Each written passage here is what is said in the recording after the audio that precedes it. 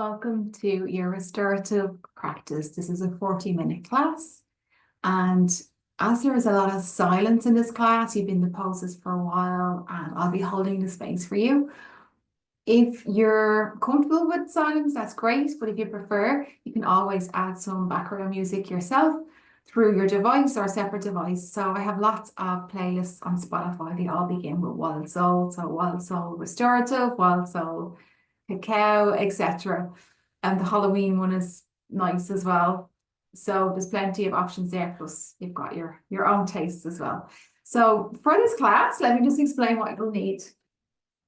So you will need your yoga mat, of course, and then you will need a yoga bolster or equivalent. So you can use like a pregnancy pillow or some pillows from your bed, cushions from your couch, or whatever you have. You will also need a yoga block, again, or an equivalent. If you don't have a yoga block, you can use a book, maybe covered with a towel or a throw, so it's not like sharp against your body.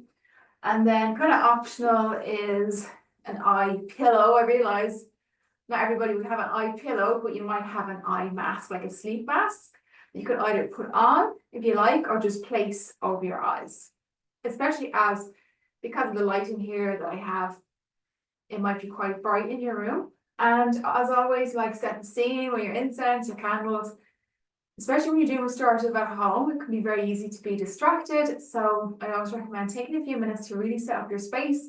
Do not disturb to the rest of the world, and making it as close to a in-studio experience as possible. So we're going to start in Starfish Savasana. So you probably don't need any props for this first one. So you're going to lie on your back in a traditional Savasana position, except that you're going to slide your arms and your legs further away from your body so that you're resembling a starfish, exactly as it sounds. So make yourself comfortable in that starfish. Let your toes point away from each other. Extend your arms out. Your palms can be up in the universal gesture of receptiveness, or down for the universal grounding. So whatever you need, but make sure your hands are relaxed and soft. So I invite you to close down your eyes or use your pillow or eye mask, and take these first few moments, and especially this first asana, to really ground and arrive to the space. So it may take a few minutes for your mind to catch up with your body. It might take the whole class for your mind to catch up with your body. We want to still both the mind and the body. So starting from the crown of the head down to the toes, we're going to move through, scan down, and relax. So feeling the sensation of your head being supported by your mat and by the earth itself. Softening into your forehead, smoothing out any little frown of concentration or stress, especially if you have a headache right now. So try to smooth out and relax your forehead, relax your eyebrows. Soften into your cheeks. Soften into your jaw. Maybe gently parting the lips, letting the tongue fall away from the roof of the mouth. And sometimes we don't realize how much tension we hold in our faces until we take the time to do this. So let it soften, let it go, let it relax. Invite stillness and softness into every muscle of the face.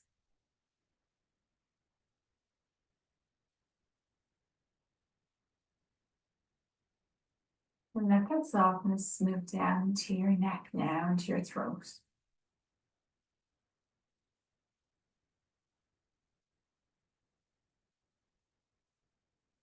And then that softness come down into your shoulders. Now we often are carrying the weight of the whole world here. Send those shoulders down and back away from your ears. You might take a few breaths, a few exhales, bring them down with every exhale.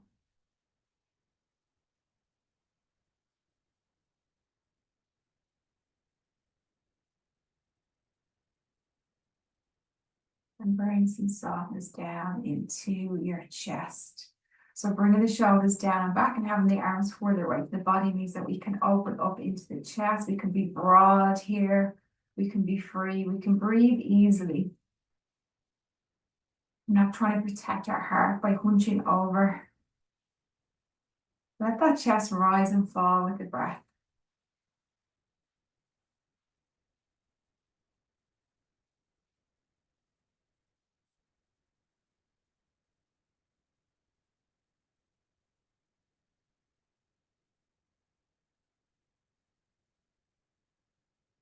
Let the breath be long, let it be natural, let it be easeful.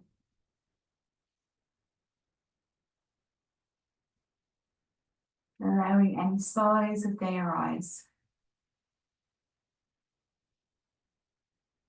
Maybe we start to notice the movement of the ribs.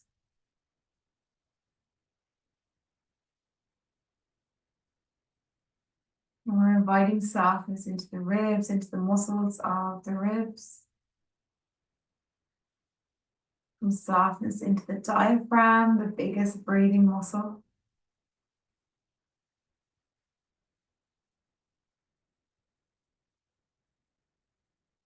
And allowing that same softness to permeate down into the belly, and maybe the belly is rising and falling as we invite softness and relaxation into this space and hold so much.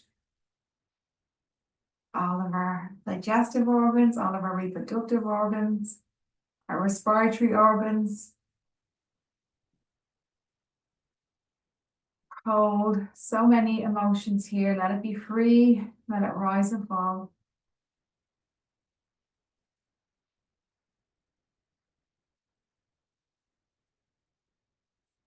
At the same time, the back of your body is relaxing, the spine is relaxing, fully supported by the earth.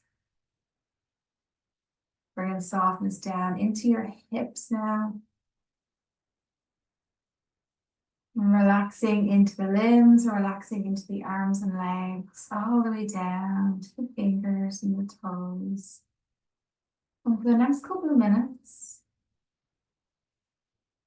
just focus on your breath and for relaxing with every exhale. I'm going to give you a little bit of space, a little bit of quiet here, whether you want to just be in silence or listen to your music gently in the background. Focusing on your exhales.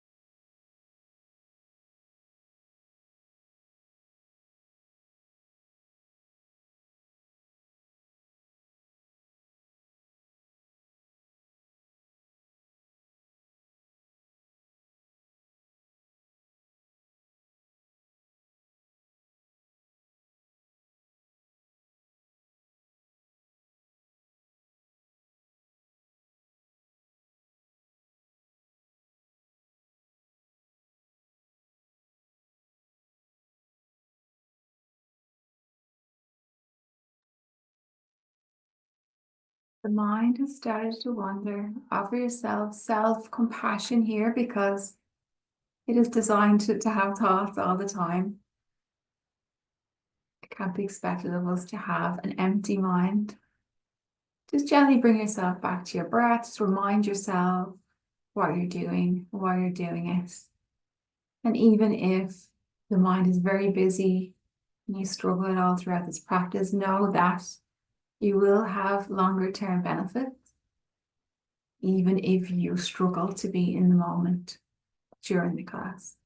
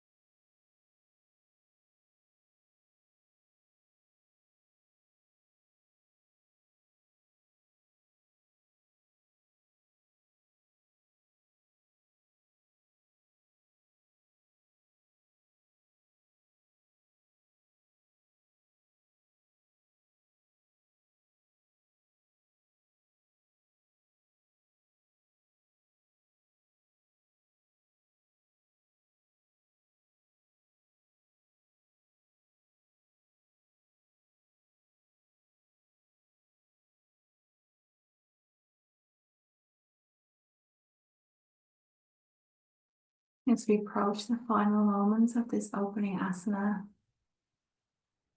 scan down to the body briefly, just like we did the top of the head, down to the hands and the toes. Exhaling, releasing all of your worries and stress, just letting it go into the ether.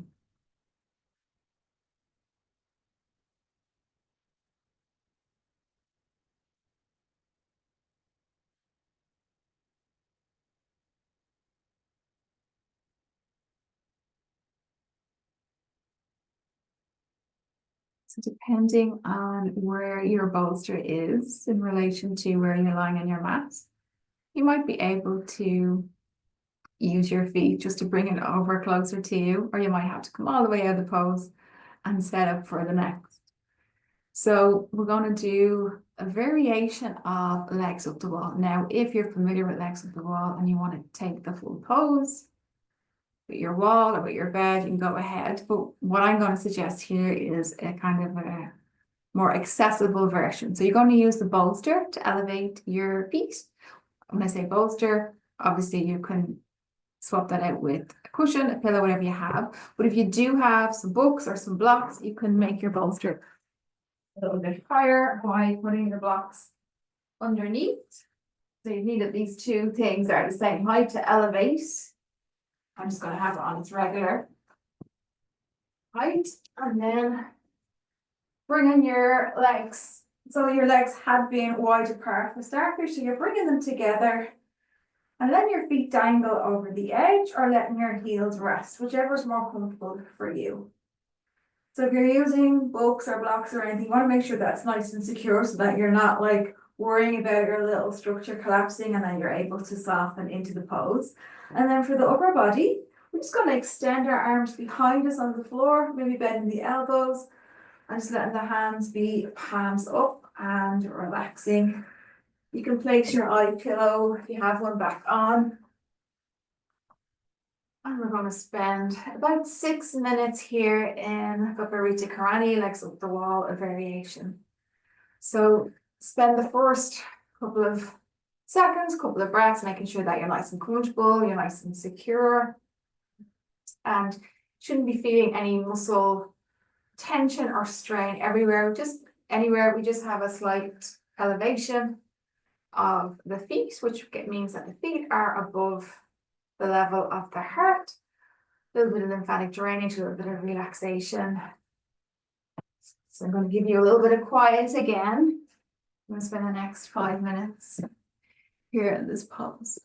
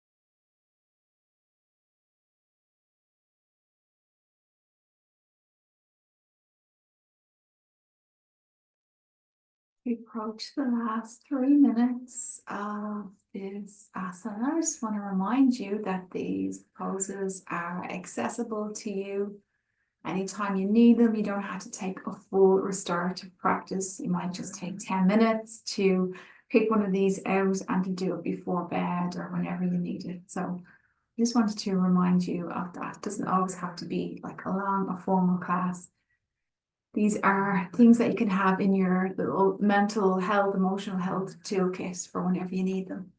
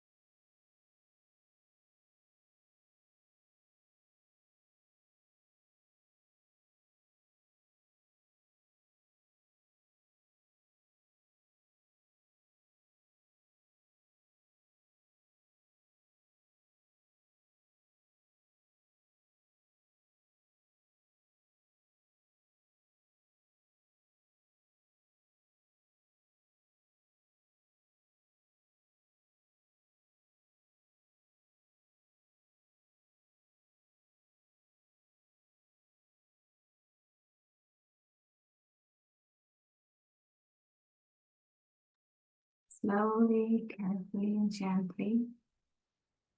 Going to come out of this pose by bringing your knees into your chest. And you might feel like taking some hugs or rocks or circles here. Or you might feel like extending your arms up into the air, taking a big stretch, maybe come back into that kind of starfish shape. Whatever you feel like doing, your body will know what it needs. And then when you're ready, we're coming into a supported bridge pose. So while you are in your legs of the wall variation there, I have 7. So your block or your covered book is going to end up about halfway down the yoga mat. So let me just demo bridge pose for you here.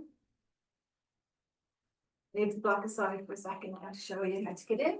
So you're lying on your back with your knees bent, your feet are relatively close to your glutes, your arms are down by your side. So usually when we're taking a bridge, we kind of lift the pelvis and then slowly peel the spine away from the floor. We bring our hips up nice and high, but because this is supported, we want to bring the hips up higher, even again, and then place your prop underneath your lower back, your sacrum, and then you can drop yourself back onto it. So if you're using a block, you've got a choice of 3 heights. You can have it nice and low and have a kind of middle height, or you can have it really high, which most yogis don't tend to do for restorative because it's a big back bend. So usually kind of the middle is where to go. So kind of experiment for a minute, see what suits. I'm going to open up your chest, let your shoulders drop down and back.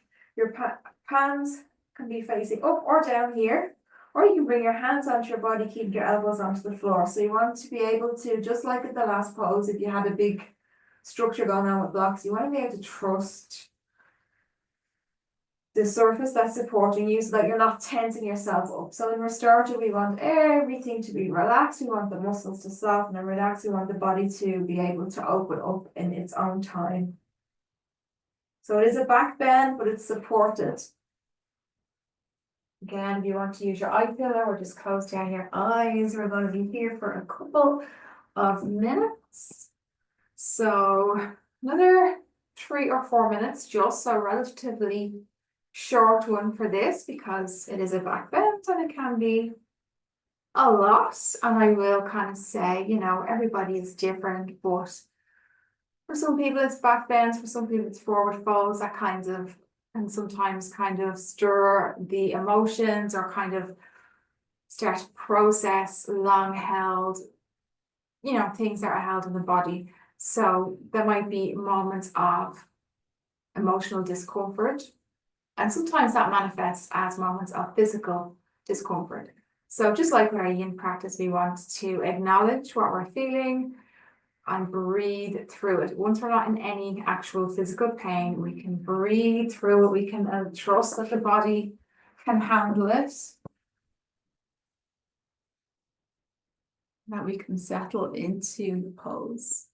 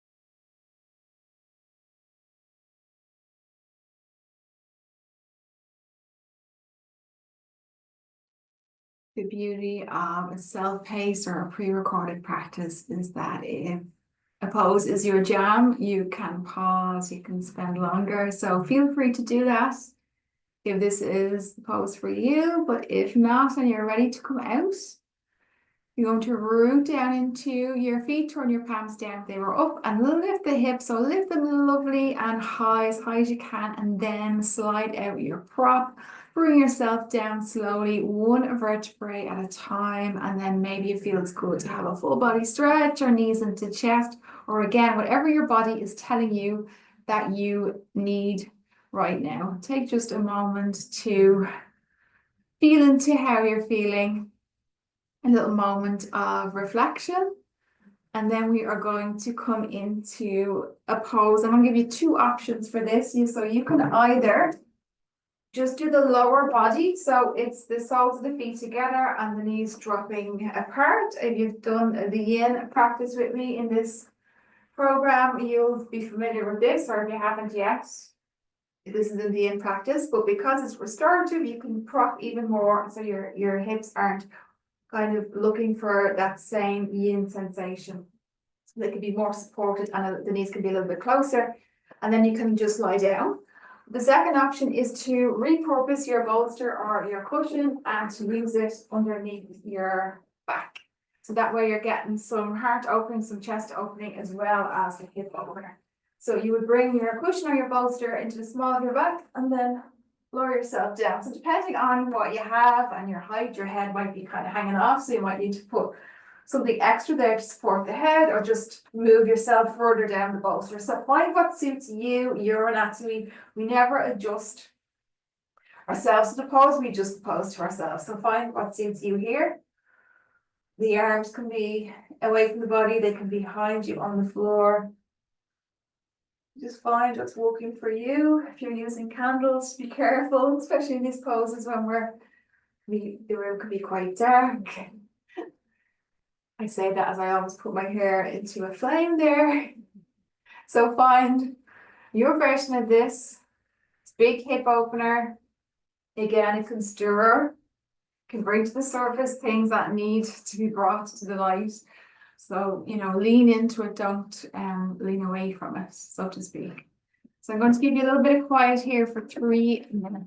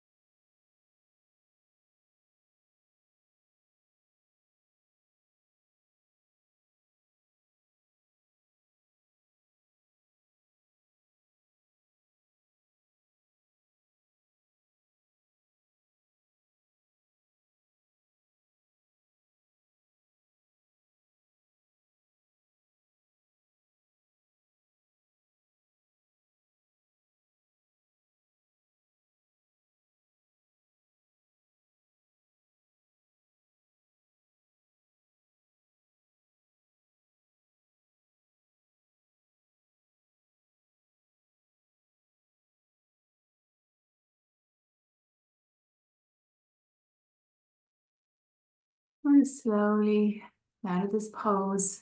If you have used a bolster on your back, make sure that you come off carefully, that you don't jerk yourself up. So come out slowly, carefully, bring your legs back in towards each other. Again, taking any movements that you feel like, maybe having a drink of water, whatever you need. We have one pose left before our final Savasana, and that is the back stretch. So you're going to turn yourself over onto your belly. As you can see, I have my bolster ready. So now the bolster or the cushion or whatever you have is this way on the mat.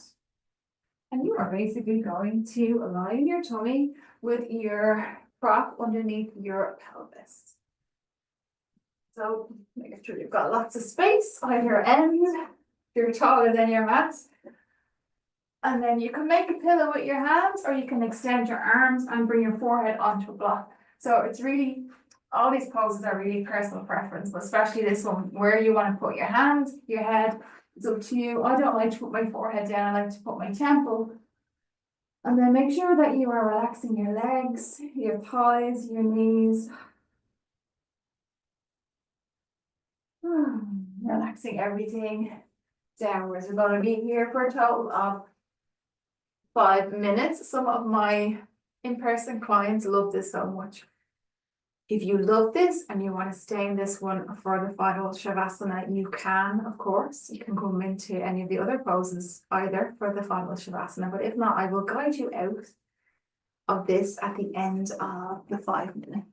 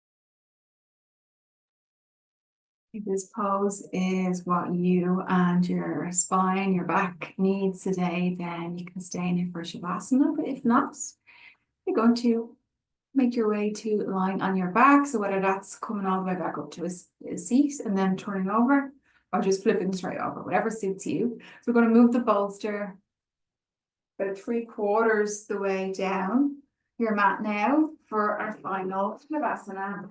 So bolster underneath the knees for this, or maybe the head, or if you have enough pillows and things, you can do both. So your feet are touching the floor, your knees are, backs of your knees are supported, and then bringing yourself down. Arms, hands can be on the body or down by your side, whatever you prefer. Take a big sigh. 1, 2, 3, deep breaths, big inhale through the nose. Roll the shoulders down and back side out. One more time, inhale. And exhale. Allow your breath to settle to in and out of the nose. These final couple of minutes. And I will be back to guide you out of Shavasana to end our practice together.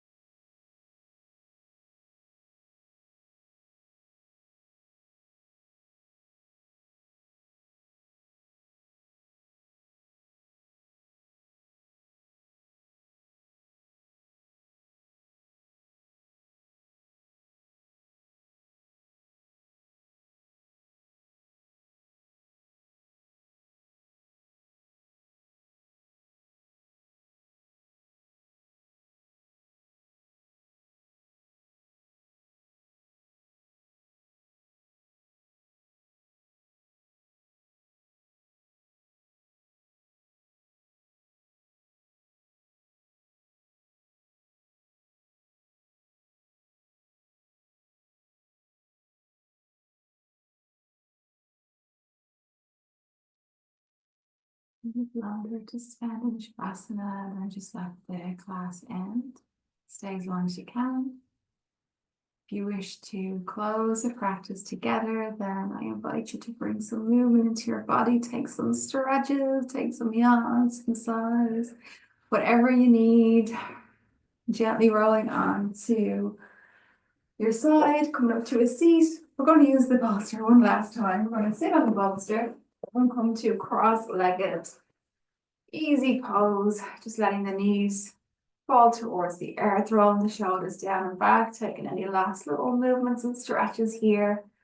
And finally bringing the hands together into Anjali Mudra, closing our practice as always with love and gratitude. I extend my gratitude to you sincerely for practicing with me virtually.